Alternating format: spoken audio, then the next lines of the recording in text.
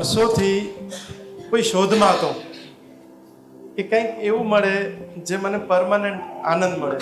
બહુ શોધમાં હતો, એટલે આમ કહી શકે ભટકતો હતો. પણ લોકડાઉનમાં મને ખબર નહીં કેમ એક સત્સંગ હાથમાં આવ્યું.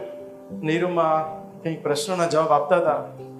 એક બાજુ એનઆરઆઈ બેઠા હોય, એક બાજુ મજૂર બેઠા હોય, એટલે બંનેને સમાધાન આપતા હતા.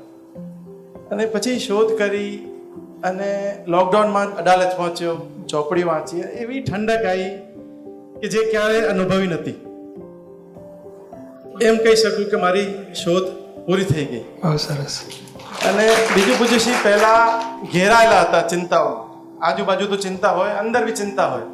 હવે આજુબાજુ જે થાય અંદર પરમનન્ટ શાંતિ રહે છે બહુ સરસ. અને સમાધાન નીકળે છે. બહુ સરસ.